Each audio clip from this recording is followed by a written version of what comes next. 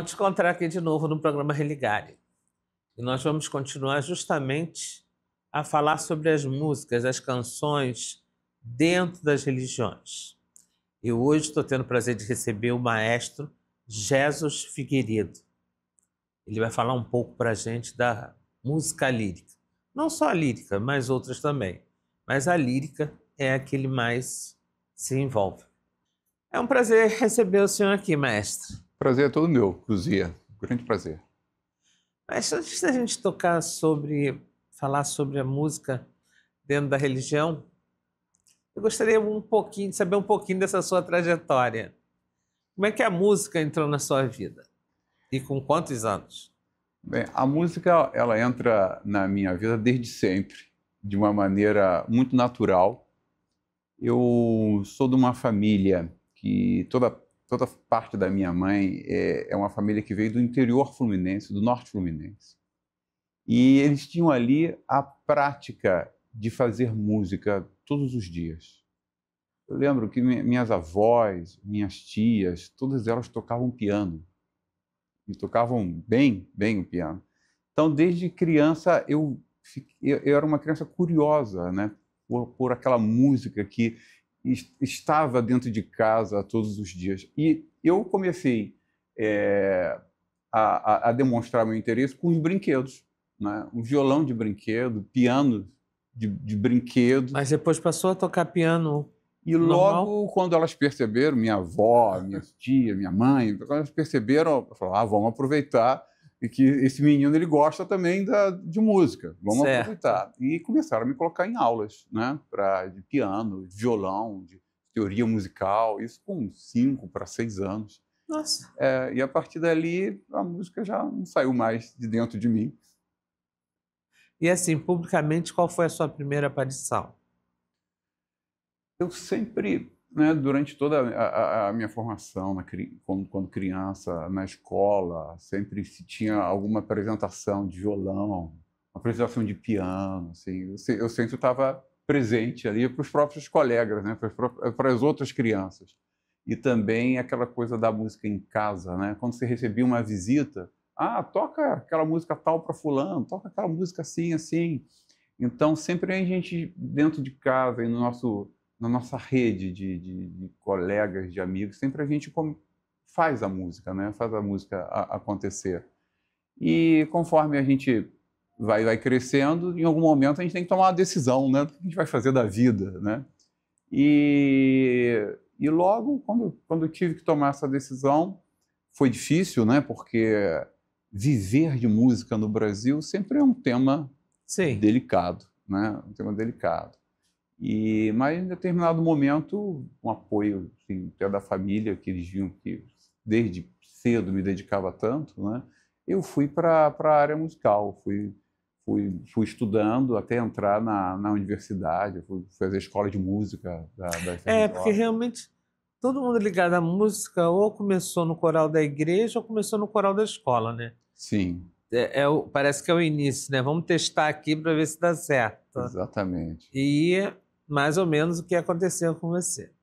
Bem, e aí, até você se tornar um maestro, imagino que essa caminhada foi longa. Foi longa. É sempre difícil, muito estudo, né? Tem uma determinação muito grande para você. Você tem que ser um abnegado, né? Vai todo mundo ali jogar futebol. Não, eu vou ter que tocar semana que vem, tem que estudar, né? Vamos passear final de semana. Não dá, eu tenho apresentação. Não posso, tenho ensaio, né? Tem a famosa frase, olha, não posso, tenho ensaio. Isso é sempre uma constante na vida de um músico, né? Agora, a questão do coral também é uma parte muito interessante, porque eu tive, do lado da família da minha mãe, todo incentivo para o piano, para o violão, né? Depois eu parei de tocar violão, me dediquei mais ao piano. Mas na parte do meu pai, era uma família voltada muito para a música dentro da igreja evangélica, com aqueles corais tradicionais. E meu pai cantava nos coros, eu gostava muito de ouvir, né? Meu pai cantando, meu pai tinha uma voz muito bonita, me chamava a atenção. E as vozes, né, de sopranos, tenores, contraltos. E aquilo ali foi me atraindo até mesmo para a parte da composição musical.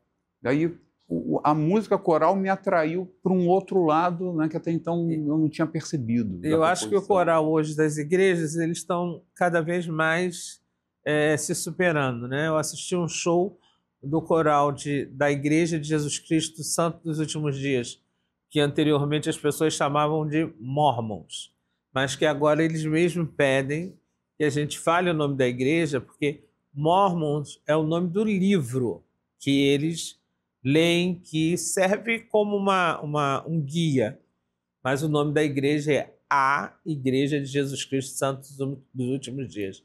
E é um coral, assim, fantástico. Eu nunca tinha visto. Né? Achei, assim, simplesmente maravilhoso. Eles têm uma tradição da música coral muito forte e também ligado, porque a música, ela impõe, né, uma disciplina, né?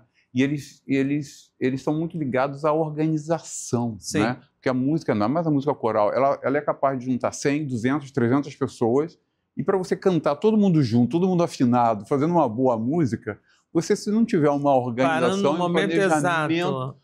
Você tem que respirar junto, você tem que articular junto. Se o seu sotaque é diferente, você tem que acomodar um sotaque um com o outro para que aquela palavra ela seja Você falou de disciplina, né? Eu observava que eles nem quando paravam tinham uma olhadinha para o outro, uma brincadeirinha, nada. Eles ficam ali como se estivesse, sabe, robotizado mesmo. Não sai daquilo. É aquilo ali que eles têm que fazer e é aquilo que eles fazem. A força que a música tem, né? Ela vai envolvendo todos aqueles que estão fazendo a música naquele momento, que você entra numa rotação, numa frequência, né, que parece que você está em outro lugar, que ele te transporta para um outro lugar. Né? E isso que é o bom de fazer a música, né? Essa possibilidade, essas sensações que ela te traz. E é uma sensação tão natural, tão boa, que leva para o público. Né? E é isso que também atrai o interesse, a admiração do público quando vai ouvir uma boa música, né? Uma boa música coral. Por exemplo, aí eu vou me reportar um coral natural. Um coral de pessoas, simplesmente pessoas que têm fé. É um outro coral que me deixou perplexa. É o coral de pessoas de fé na procissão em Fátima, de Nossa Senhora de Fátima, do dia de Nossa Senhora de Fátima. São milhões de pessoas cantando Ave Maria, que não sai do ritmo, que não se erra uma letra, e aquilo é algo assim... Como é que se consegue isso? É muito emocionante, né? Porque é muito humano, né? A música coral, ela tem essa força de juntar as pessoas através do canto, daquele mesmo canto. É como se um único sentimento envolvesse aquele número que pode ser enorme, né? De pessoas de uma maneira simultânea, é um mesmo sentimento que é compartilhado. Então, essa é a força da música, essa é a força do canto e do canto coral, né? De juntar. E que eu vejo que hoje está se usando muito. É verdade, é verdade. Eu vi um vídeo de umas estudantes, não sei de que escola, porque não tinha a menor menção, e eles cantavam uma música que ela é evangélica, né? Lembra quando estava por um fio para desistir? Era a Mão de Deus, o nome da música. Uhum. E as meninas fazem uma espécie de balé e cantam no ritmo perfeito. Uhum. Só que é emocionante de ver. Emocionante. De você sentir. Sim. Então, eu tenho visto que as pessoas têm se manifestado, no meu caso, que falo de interreligioso, que as pessoas têm se manifestado muito através da música. Sim. Quer dizer, o maior que nós tivemos aí agora, há pouco tempo, de público foi o Frei Gilson, na Canção Nova. Nossa, milhões de pessoas, sim, do lado de dentro, do lado de fora, com telão. E ele só dá a primeira palavra da música e as pessoas vão embora, continuam assim. Uma fé como é aquilo que eu te falei. As pessoas parecem que só estão naquilo. Exato. Não adianta chamar ela para pedir um biscoito, uma água, porque ela não vai te atender. Estão numa outra sintonia, numa outra rotação. Quer dizer, as pessoas estão usando a música para se conectar com o sagrado, você acha? Com certeza, porque eu acho que tem muito em comum, né? Tem muito em comum. E se a gente observar, né, dentro de um arco histórico, né, o início lá do cristianismo, você já vai encontrar a manifestação musical no canto que depois ficou conhecido como canto gregoriano. Sim. Né? Esse canto gregoriano, ele também juntava as pessoas, né, nos subsolos, nas cavernas, porque era o momento que a religião cristã era perseguida. Então, você só poderia render aquele culto, né, cristão em lugares escondidos. E naquele momento do culto, você tinha um canto chamado o canto-chão, né? O canto plano. Era um canto muito delicado, com melodias que não eram angulosas, porque tinha que meio que disfarçar também, não podia chamar a atenção. Era tudo a meia voz, né? Porque estavam ali perseguidos, a qualquer momento alguém poderia ouvir. Até hoje, né? E parece um canto sufocado, mas ele é lindo. Ele é lindo. Porque ele mas ele parece emoção. Um canto realmente sufocado. Eu não sabia por quê, fiquei sabendo agora. Mas ele traz essa emoção, né? E esse canto chão, né, depois organizado lá na frente pelo Papa Gregório, alguns séculos depois do surgimento, ele tem uma importância muito grande na música ocidental, porque ele vai influir muito as tonalidades, os modos, a maneira de cantar, a maneira de compor.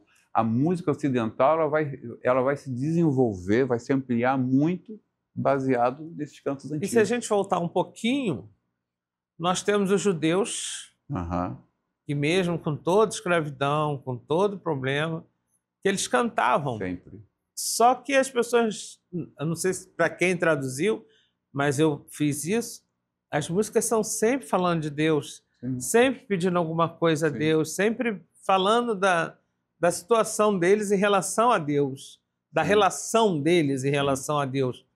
E eles cantavam, mesmo com toda a pobreza, só comendo pão e água. Quando tinha pão, eles cantavam, eles dançavam para Deus. É verdade. Mas eu acredito que em todas as religiões, acredito que sempre há uma aproximação com esse ato de cantar. Sim. Né? Porque quando você canta, é uma maneira que você olha também para dentro. Né? Você acaba conectando com você mesmo, né? Você começa a conhecer melhor o seu interior, mas ao mesmo tempo, você estava te falando, né? O canto também é uma expansão, né? É uma expansão do ser, né? Se eu começo a cantar, né? Eu estou aqui fisicamente, mas quem está lá do outro lado, às vezes não está nem me vendo, está ouvindo a minha voz. Sim. E se a outra pessoa canta também, eu posso cantar junto com ela, mesmo com uma certa distância. Né? E ali tem uma conexão, né? E aí há um entendimento sem palavras, só através da música, só através do canto, há ali uma conexão entre as pessoas. Então a música ela está muito ligada também com a religiosidade, né? Com o sagrado, com o sagrado. Acho que é uma conexão que nós temos. Exato. E hoje se tornou muito mais forte. Sim. Para quem tinha vergonha de falar sobre sua religião, sobre o seu sagrado, sobre o que crê, ele hoje simplesmente canta. Então você já entende quem é ele, a que religião ele pertence, como é, e a gente incentiva esse respeito. Eu acho que o canto, né? O que acontece? Você tem o texto, tem as palavras, que por si só já tem a sua mensagem. Né? Quando você vai falar um texto, né? Você coloca o seu sentimento, a sua interpretação em cima daquele texto. Uma pessoa passa a te conhecer melhor da maneira que você interpreta um texto e envia a sua mensagem. Quando você faz isso cantando, você vai passar detalhes do seu eu, né, da sua percepção e da sua mensagem que a outra pessoa vai perceber que seria impossível só com palavras. Perfeito. Olha, nós vamos a um pequeno intervalo e em seguida nós vamos voltar com o maestro Jesus, agora sim, falando sobre a música lírica. Volto já.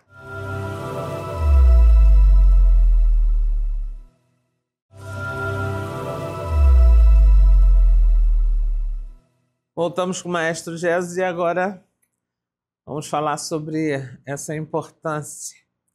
Primeiro vou lhe fazer uma pergunta, porque aqui a gente sempre atende, não a mim, que estou te entrevistando, mas a quem está nos assistindo. Então, o que é a música lírica? É importante, né, a gente saber definir o canto lírico, né? O canto lírico, ele é um canto pensado, né, estudado, preparado para a ópera. Mas às vezes quando a gente fala ópera, parece uma coisa assim tão distante, né? Mas a ópera, ela sempre esteve muito próximo, né, da história da música e do fazer música, né? Há desde sempre, né? A ópera ela surge no século XVII, ela surge na Itália, né? Baseado na cultura grega antiga, lá no período clássico antigo, que na antiguidade clássica você já tinha grandes eventos musicais onde você misturava o teatro, você misturava o coro, misturava instrumentos musicais. Então, a ópera ela surge da maneira que a gente conhece no século XVII na Itália. Naquele momento, o músico, né, que canta ou que toca na igreja é o mesmo músico que toca e canta nas ruas. E é o mesmo músico também que vai fazer a ópera, né? Então, o músico e o cantor, ele passeia por diferentes, né, estilos musicais, em diferentes lugares, com diferentes objetivos. Então, o canto da ópera, quando ele começa, era um canto que era o mesmo canto da igreja, era o mesmo canto da rua, né? Só que, conforme as coisas vão se desenvolvendo, né, a música ela vai se transformando junto. Então, a gente tem uma modificação, uma transformação muito grande quando a gente chega no final ali do século XVIII com a Revolução Industrial. As cidades começam a crescer muito. Os teatros começam a ser construídos já com outro padrão e com uma outra proporção, né? E os materiais utilizados na construção dos instrumentos também vão ser materiais agora industrializados, né? As orquestras dentro dos teatros, mesmo que tocavam nas igrejas, elas começam a crescer porque tinha mais músico. E os palcos também eram maiores, né? E os instrumentos começam a ficar muito mais potentes porque os materiais utilizados eram diferentes. A técnica também dos músicos era uma técnica de ampliar o som para poder preencher as novas casas de ópera, os novos salões, né? Que até então era tudo muito restrito. A voz ela precisou acompanhar toda essa revolução. Você imagina, antes você cantava uma ópera ali com 5, 6, 10 instrumentos acompanhando. Chegava-se até mais, né? Mas normalmente era um número pequeno de instrumentos num palco pequeno para um número pequeno de pessoas assistindo. Imagina agora, então, você tem uma casa de ópera com 2.000 lugares, né? Uma orquestra sinfônica com instrumentos super potentes e a sua voz era a mesma. Alguma coisa tinha que ser feita, né? Então, o canto lírico ele surge nessa direção para poder atender essas novas demandas musicais que apareciam naquele momento das orquestras.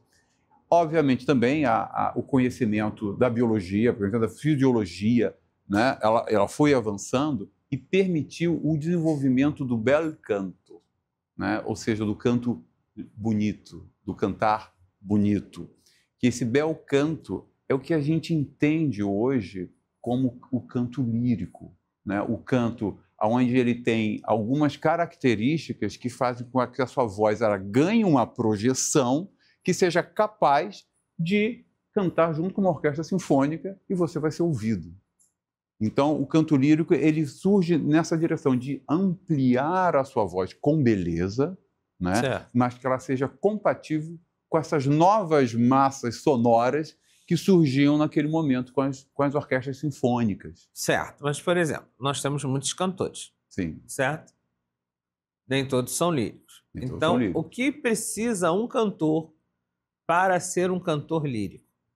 O canto lírico, ele tem a mesma base do canto popular. Se você for estudar música popular, o canto popular, você vai aprender a respirar corretamente, utilizar o diafragma, você vai fazer vocalizes para que a sua musculatura vocal fique reforçada e reaja, né, às necessidades musicais que você quer, né? Então, independente do gênero musical, se você vai estudar canto, você vai impostar a voz, né?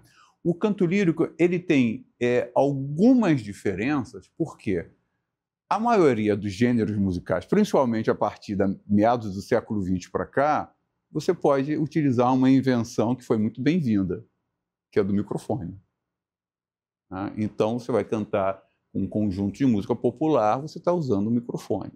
O canto lírico, além dessa base do canto que é igual, conforme eu falei, ele tem algumas diferenças para poder buscar esse equilíbrio com o som da orquestra. Por exemplo, a utilização um pouco mais intensa do vibrato, não é? O vibrato. Então, você começa, através do vibrato, e também explorar de uma maneira também mais atenta o timbre da voz, né? Então, no canto lírico, você pode trabalhar uma paleta de cores diferente que vai te municiar com ferramentas para um palco e para você poder se apresentar numa ópera sem microfone. Então, você tem o vibrato, você tem o timbre, né, que você pode usar mais metal, que a gente fala metal na voz, que é aquele tipo de voz que a gente, no canto lírico, fala que corre, que de longe você vai ouvir aquela pessoa, né, cantar, porque ela coloca mais timbre, ela coloca mais sons harmônicos.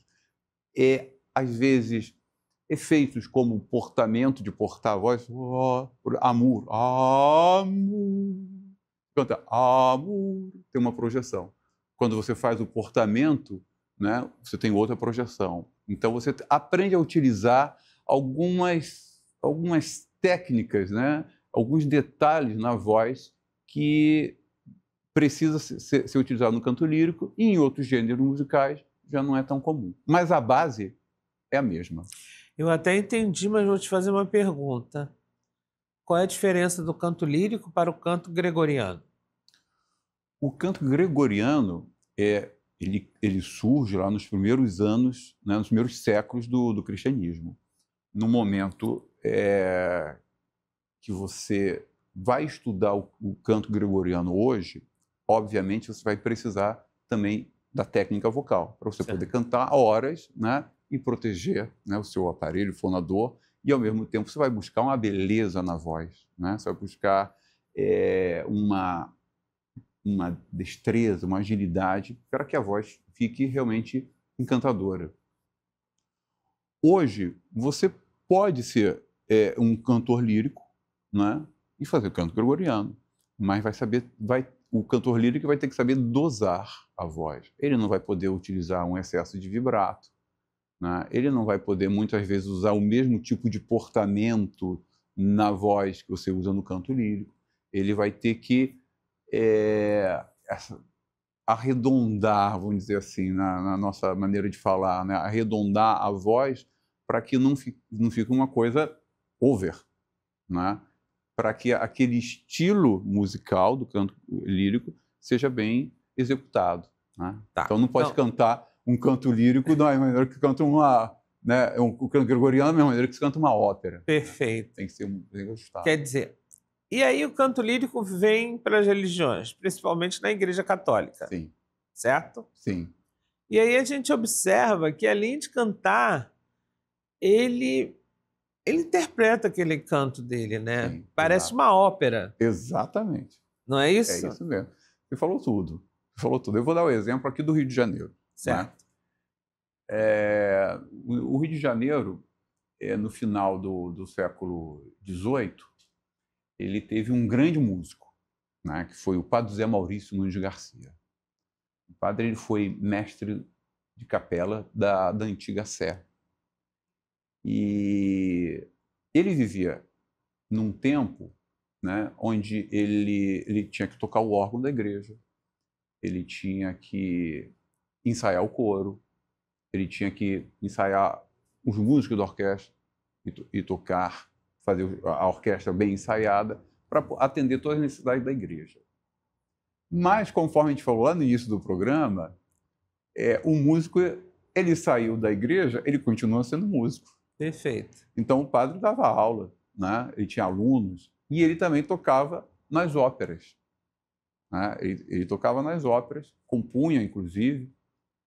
E no Rio de Janeiro, ali no final do século XVIII, um dos grandes atrativos que você tinha de entretenimento já era a ópera. Já era a ópera.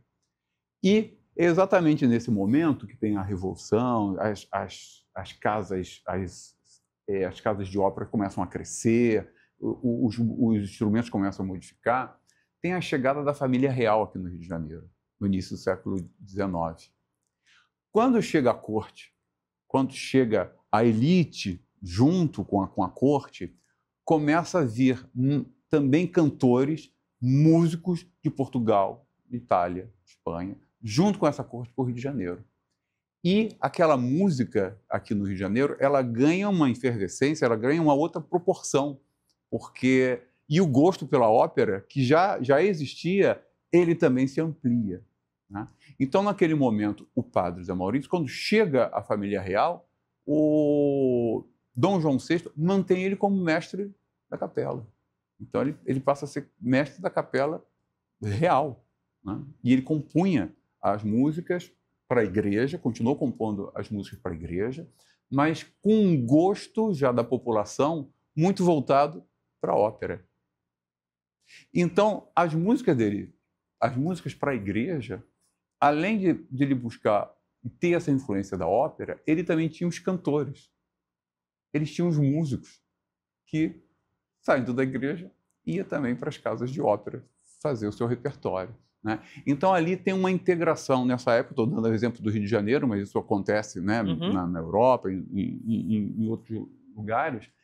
Nesse momento que está surgindo, vamos dizer, está sedimentando o canto lírico, está sedimentando os teatros de ópera como a gente conhece hoje, começa a ter uma integração muito grande do canto lírico, nessa maneira de cantar, com os novos instrumentos, com os novos materiais que estavam sendo empregados. Então, há uma integração, né? O que é feito dentro da igreja, o que é feito fora da igreja. Ou seja, como sempre foi, só que agora trazendo essa maneira diferente, um pouco mais, né, ampla de cantar, que a gente conhece como canto lírico. E que é muito bonito. Que é muito bonito. Tem uma notícia triste para você. Sim. Nosso programa está chegando ao fim. Que pena, Também que rápido. Acho. Fiquei muito assim, mas é o nosso tempo. Queria te dar parabéns. Eu creio, eu vejo o canto, não só nas igrejas, em qualquer lugar. Ele ameniza, ele nos conecta ao sagrado, mas principalmente, na minha opinião, ele nos conecta ao belo. Com certeza. A tudo que tem beleza, a tudo que tem belo. É impossível você ouvir um canto lírico e nos transportar para uma coisa bela. Um pensamento, uma imagem, uma lembrança. E vocês conseguem fazer isso. Queria muito agradecer a sua presença, mas queria que você deixasse uma mensagem. Olha, conforme a gente falou hoje, né, o canto, a música, ele tem um poder de transformar. Né? O que eu como desde criança, né, envolvido com a música, envolvido com o canto, o que eu posso dizer é que quanto mais música, quanto mais canto a gente tiver no nosso dia a dia, na nossa sociedade, melhor vai ser o nosso mundo. Então, venha para a música, venha para o canto lírico. Isso vai fazer muito bem para você e para todos nós. Muito obrigada. É um grande prazer. Bem, encerramos nosso programa hoje por aqui. Estaremos de volta na semana que vem, mais uma vez aqui na TV Alerj, o canal do Povo.